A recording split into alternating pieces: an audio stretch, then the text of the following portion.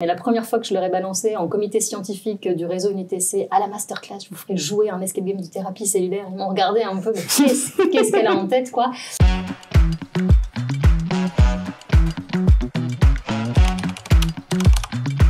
Bonjour à toutes et à tous, je suis Lucas, votre décrypteur du jour, et aujourd'hui j'ai le plaisir d'accueillir avec moi Capucine Lévy, cofondatrice du Fil Rouge, et Marion Alcantara, médecin et directrice médicale de Cell Action. Qui dit nouvel épisode dit nouveau jeu, et aujourd'hui, pour se mettre dans le bain, on va jouer au jeu vrai ou faux. Les CAR T-cells sont des cellules génétiquement modifiées pour mieux attaquer certaines cellules cancéreuses. C'est vrai. Les scientifiques ont déjà réussi à imprimer des organes en 3D. Les CAR T-cells sont fabriqués à partir de cellules de requins. Et les scientifiques ont découvert une bactérie capable de manger du plastique. Allez, film de jouer et entrons dans le vif du sujet. Vous l'aurez sans doute compris, aujourd'hui, on plonge au cœur d'une révolution scientifique, la thérapie CAR-T. Transformer nos propres cellules en guerrières surentraînées pour combattre le cancer. Ça semble tout droit sorti d'un film de science-fiction, et pourtant, c'est bien réel. Le Fil Rouge et Cell Action vous embarquent dans un jeu immersif pour mieux comprendre cette avancée médicale fascinante. Alors prêt à décrypter tout cela avec nous? C'est parti. Marion, pouvez-vous nous présenter en quelques mots le projet de jeu de cartes, les cartes de William? Donc l'idée, elle est partie de l'organisation d'un grand programme de formation à laquelle j'ai beaucoup contribué, qui s'appelle les Masterclass des thérapies cellulaires et géniques, où on regroupait un certain nombre de candidats pour venir travailler sur des projets de recherche. Et il y avait un aspect là-dedans très team building.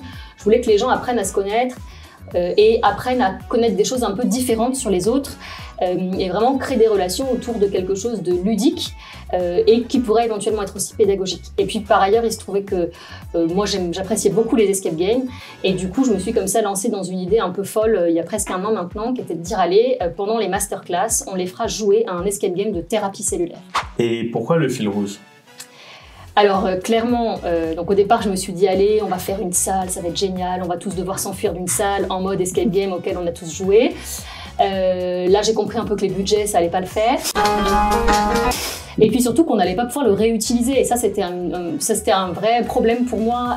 Je voulais vraiment qu'on ait un outil pédagogique et ludique qu'on puisse derrière redéployer. Il se trouvait que j'avais joué à des escape games type Unlock ou autres jeux de société, mais je voyais bien que seule j'allais pas m'en sortir, donc il fallait que je trouve des professionnels compétents dans le domaine qui sachent faire ça et qu'on puisse co-construire du coup ce type de jeu ensemble. Donc c'est comme ça que j'ai commencé à faire des recherches assez classiques, en recherche Google, et que j'ai identifié le Fil Rouge comme pouvant être un très bon partenaire pour mener à bien ce projet. Un bon jeu pédagogique, c'est quoi? Une mécanique béton ou une immersion totale? Une mécanique béton, ça c'est le plus important. Je pense que si on n'a pas une mécanique béton, l'immersion, on rentre pas dedans. Donc on a vraiment travaillé ce projet dans ce sens, créer une mécanique de jeu vraiment bien ficelée, avec des choses exactes sur les termes scientifiques, des énigmes qui permettent de vraiment amener les joueurs à jouer avec nous. Et pour l'immersion, on s'est accompagné de l'excellente Vicky B qui nous a fait des dessins incroyables, qui rajoutent une immersion médicale vraiment top dans ce jeu. Comment s'est passé le processus de création pour le jeu Les Cartes de William? On a vraiment travaillé ensemble tout au long du projet. Donc il y a une première phase où on s'est posé la question de quel format de jeu. Marion a proposé l'idée d'un jeu de cartes. Et du coup on a fait des réunions de travail pour définir qu'est-ce qu'on voulait aborder comme thèmes scientifiques et médicaux. Et créer un scénario patient crédible. Et ensuite, petit à petit, on a déroulé ça en histoire, énigmes, cartes, dessins, et on a pu tester. Et toi, Marion, comment l'as-tu ressenti de ton côté? Alors moi j'ai trouvé que c'était vraiment, moi ça me sortait de mon domaine d'expertise, hein. Enfin voilà, je suis pas du tout créatrice de jeux de société, mais ce que j'ai vraiment apprécié c'est la co-construction. Ça c'était vraiment très important, c'est-à-dire que nous vraiment on était là pour faire en sorte que l'immersion soit possible. Il fallait que ce soit réel quand même, quoi. Enfin voilà, donc un cytomètre c'est un cytomètre, le patient il fallait que ce soit réel, enfin voilà, il y avait des tas de choses qui devaient quand même ressembler à ce que nous on voit au quotidien dans un hôpital et dans le parcours de ce type de patient.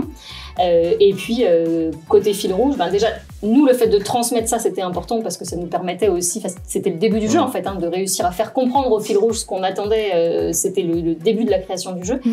Et puis les aspects mécaniques de jeu qui ont été proposés par le Fil Rouge, ça venait vraiment en complément de l'histoire que nous on avait un peu dans notre tête. Comment on arrive à garder un équilibre entre jeu pédagogique et réalisme scientifique? En fait je pense que déjà on fait en sorte que n'importe qui puisse jouer sans être un spécialiste de la thématique. Ça, c'était vraiment le truc qui était hyper important. L'objectif, c'était vraiment que tout le monde puisse jouer.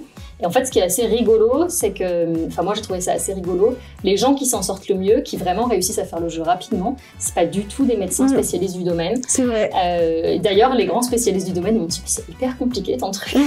I understand nothing. Alors qu'en fait, le parcours malade, il a rien de compliqué pour ces gens-là. Hein. En fait, on a vraiment travaillé dans ce jeu à ce que tout ce qui était du domaine médical, ce soit dans le storytelling, dans les dessins, dans la représentation des machines, du matériel, et que tout soit très exact par rapport à ça. Mais par contre, à quasiment aucun moment du jeu, on demande des connaissances médicales pour résoudre les énigmes. Donc il y a de la fouille, de l'observation, de la logique, toutes les choses qu'on retrouve dans un escape game classique.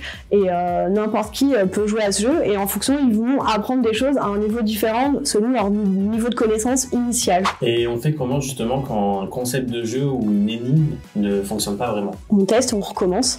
Là, quand on avait testé, l'énigme finale, elle était pas assez impliquante. Les gens trouvaient que la fin, ça finissait pas à la hauteur de comment ça avait commencé. Donc on a retravaillé pour que l'énigme finale soit plus collaborative et qu'on finisse sur quelque chose de plus motivant, plus impactant. Et du coup, Marion, c'était quoi les enjeux clés pour que ce projet soit une réussite? À la masterclass, il y avait quand même des grands patrons, des grands professeurs de médecine, ultra spécialistes du domaine. Et je peux vous promettre qu'ils m'aiment bien, ils me font confiance. Hein, mais la première fois que je leur ai balancé en comité scientifique du réseau UniTC à la masterclass, je vous ferai jouer un escape game de thérapie cellulaire. Ils m'ont regardé un peu, mais qu'est-ce qu'elle a en tête, quoi. Mais comme ils me faisaient confiance, ils m'ont vraiment laissé les mains libres là-dessus. Et ce qui est très rigolo, c'est que tous les retours ont été ultra positifs. Tout le monde m'a dit, mais comment... Enfin, c'était incroyable d'être embarqué dans cette histoire-là, avec finalement un jeu de cartes et 2-3 outils à côté, quoi. Et toi, Marion, comment es-tu intervenue pour assurer une cohérence scientifique en laissant place à l'intrigue dans le jeu? Il y avait plusieurs étapes. Numéro 1, vraiment, c'était la première réunion pour planter le décor, où là, il fallait que nous, vraiment, on arrive à expliquer, à faire passer le message du coup à Capucine et son équipe. Et puis ensuite, tout au long de la construction du jeu, je suis intervenue à chaque fois sur la correction de quelques éléments du script, et puis à la fin, vraiment la validation des cartes à la phase finale. Donc j'ai vraiment regardé carte par carte et détail par détail, si ça allait, quel dessin il fallait refaire, etc. Machine par machine, c'était le machine par machine. On s'était trompé lors de la session test. Il y avait une erreur de machine, donc ça, moi, mes yeux, forcément, le voyaient, parce que c'est mon métier.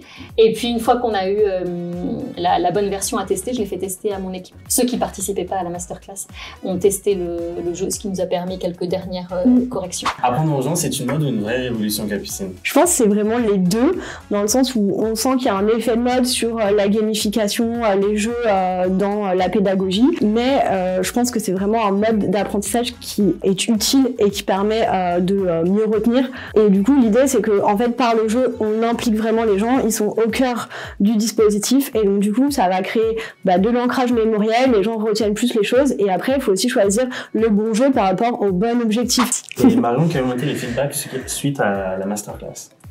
Excellent. Franchement, même dans mes rêves les plus fous, j'aurais pas imaginé que ça allait marcher aussi bien. Donc, voilà, vraiment excellent. On a fait un questionnaire de satisfaction après la masterclass, sur la masterclass en général. Hein. Et chaque personne qui a répondu, à chaque fois, avait un commentaire sur incroyable cet escape game, comment tu as eu cette idée. Enfin, voilà, les retours ont été vraiment très très bons. Ce qui nous amène à tout un tas d'opportunités de déploiement du jeu, de création d'autres jeux de ce type-là, etc. Marion, pour finir en 3 mots, quel bénéfice retiens-tu de ce projet? En 3 mots, je dirais que c'est un défi relevé. Et Capucine, toi, en 3 mots, qu'est-ce que tu retiens de ce projet? Challenge, vraiment, c'était un vrai challenge. Fierté, parce qu'on a réussi à relever le défi. Et puis, passionnant, parce que c'était vraiment un sujet passionnant et c'était chouette d'apprendre autant de choses dans ce projet. Et puis, toi, Lucas, parce que t'as pas mal bossé sur ce projet, qu'est-ce que t'en retiens? Moi, ce que je retiens, c'est vraiment la fierté et le dépassement d'avoir pu faire ce type de jeu, justement, parce que c'est une première pour nous. Et le temps de travail qu'on a passé jusqu'à la réalisation et les retours, c'est vraiment une fierté et une gratification. Et c'est tout pour nous aujourd'hui. Merci d'avoir pris le temps de vous déplacer et d'avoir répondu aux questions. J'espère que vous avez pu en apprendre un peu plus sur le sujet des cartes SS. Si ce n'est pas le cas, n'hésitez pas à laisser un commentaire à la fin de cette vidéo. Et si vous voulez en savoir plus aussi également, n'hésitez pas à nous contacter. Merci, au revoir.